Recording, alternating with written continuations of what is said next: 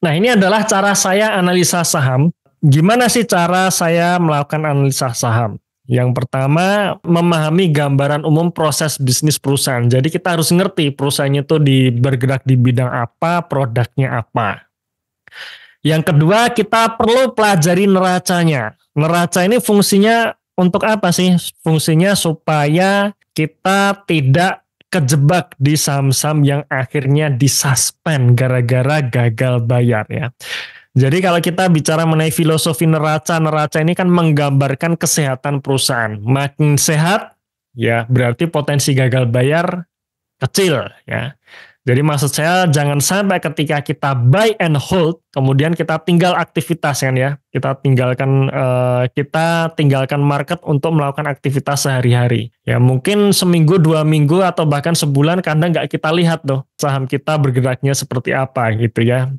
Nah tiba-tiba akhir bulan kita mau top up dana ke RDN, kita cek, kita buka saham portofolio kita. Ada saham kita yang kena suspend. Ya, atau jangan-jangan mangkir di gocap ya, parkir ya, parkir di level gocap. Nah setelah kita cek kenapa, oh ternyata disuspend gara-gara hutangnya gede, nggak bisa bayar ya, nggak bisa bayar. Ada hutang jatuh tempo nggak bisa bayar, akhirnya kena PKPU dan akhirnya disuspend. Nah itulah yang terjadi. Nah makanya di sini kita pelajari neraca ini fungsinya adalah untuk memberikan ketenangan dalam artian ya kita tinggalkan market itu jangan sampai perusahaannya tiba-tiba bangkrut di tengah jalan gitu ya. Nah itu yang pentingnya kita mempelajari neraca ya. Jadi fungsinya ada potensi gagal bayar enggak? Nah itu salah satu fungsi kita mempelajari neraca ya, fungsi penting bahkan ya. Kemudian yang kedua, kita perlu pelajari kinerjanya. Nah, kita bicara kinerja ini yang saya maksud adalah laba ruginya, gitu ya. Apa yang men-trigger kenaikan kinerjanya? Apa yang men-trigger kenaikan labanya? Apakah ekspansi atau efisiensi? Dan bagaimana potensi kinerja tahun ini? Kenapa kita perlu mempelajari kinerjanya? Karena ini yang nantinya akan men-trigger kenaikan harga saham. Ya, jadi kalau kita bicara mengenai keamanan investasi, keamanan saham, kita pelajari neracanya. Tapi kalau kita bicara mengenai bagaimana saham tersebut akhirnya bisa naik, yang men-trigger dari sisi fundamentalnya, ya sekali lagi dari sisi fundamentalnya itu adalah kenaikan laba bersih. Ya, jadi untuk itulah kita perlu pelajari kira-kira tahun 2024 ini labanya akan naik atau tidak gitu. Ya, naik atau tidak karena harga saham dalam jangka panjang itu mengikuti kinerjanya, mengikuti bagaimana perusahaan menghasilkan laba.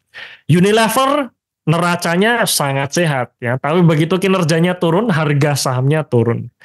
Sido muncul ya, Sido kemarin kita bahas bulan Januari dan langsung naik bulan ini ya. Sido secara neraca sangat-sangat sehat ya, nggak ada dalam pikiran kita yang namanya Sido muncul tuh bangkrut.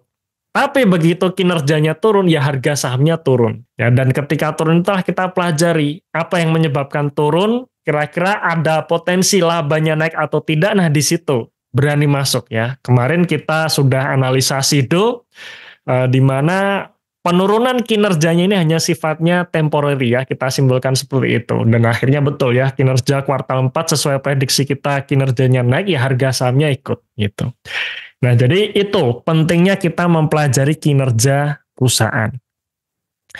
Nah baru setelah kita pelajari kinerjanya, kita cek valuasinya. Ya, jadi kita bicara mengenai valuasi, itu langkah terakhir. Ya, jadi nggak peduli valuasinya murah ya, PBV 0,5, PI rasionya 5 kali, tapi kalau perusahaan tersebut nggak ada potensi kenaikan laba, ya susah harga sahamnya naik gitu ya. Nah, maka valuasi ini adalah langkah terakhir. Kita harus confirm dulu dengan bisnisnya, confirm dulu dengan neracanya, confirm dulu dengan kinerjanya, baru masuk ke valuasi. Ya, nah itu istilahnya urutan-urutan gimana saya analisa saham seperti itu ya. Kemudian ya pastikan sesuaikan dengan risk profile masing-masing ya. Dalam artian ya kita bicara mengenai kinerja ini kan ada yang kita pilih saat kinerjanya sedang turun sehingga harga sahamnya kan turun gitu kan ya. Nah, untuk naik ya harus menunggu kinerjanya naik. Atau ada kita tipe yang suka dengan kinerjanya terkonfirmasi naik dulu. Ya baru kita masuk. Nah, kadang setelah kinerja terkonfirmasi naik ya harga sahamnya memang sudah nggak di bottom lagi gitu. Ya, tapi secara resiko lebih kecil ya, dalam artian kalau kinerjanya sudah naik ini potensi naiknya harga sahamnya itu lebih cepat ya dibandingkan kalau kita milih perusahaan yang kinerjanya sedang turun gitu. Nah, jadi itu sesuaikan dengan risk profile masing-masing ya. Saya dengan teman-teman pastinya juga berbeda. Oke, nah toolsnya apa nih? Nah, tools. Oke, kita tahu nih cara memilih saham seperti ini, seperti ini, seperti ini. Berarti tools yang kita perlu miliki apa? Yang pertama toolsnya pastinya kita perlu miliki adalah laporan keuangan konsolidasian emiten ya. Dan jadi kita harus download laporan keuangan yang murni dari perusahaan ya, dalam artian tetap ya, karena kalau saya lihat teman-teman seringnya sih hanya comot-comot aja nih, comot-comot misalkan di rasio di sekuritas A gitu ya, dicomot terus tanya saham ini bagus nggak nih, seperti ini, seperti ini, seperti ini, tinggal dari comot dari rasio-rasio yang ada di apps ya, apps sekuritas tertentu gitu. Kalau menurut saya sih jangan gitu ya, tetap kita harus baca laporan keuangan yang asli. Ya dalam artian konsolidasiannya harus kita baca. Ya jadi jangan hanya dari rasio-rasio itu aja gitu ya, tapi benar-benar kita baca yang asli. Ya, yang kedua annual report perlu kita baca ya supaya kita tahu nih story dari perusahaan ini biasanya ada di annual report. Public expose atau press release ini juga penting ya supaya kita tahu kira-kira langkah manajemen selanjutnya itu seperti apa. Ya, kemudian yang selanjutnya adalah value sheet. Nah, kalau value sheet ini adalah file Excel, ini memang tambahan ya, dalam artian value sheet ini tujuannya untuk menghitung valuasinya.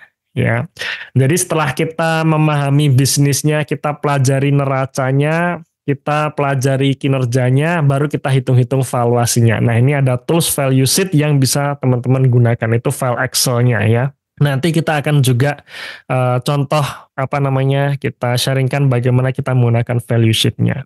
Ya.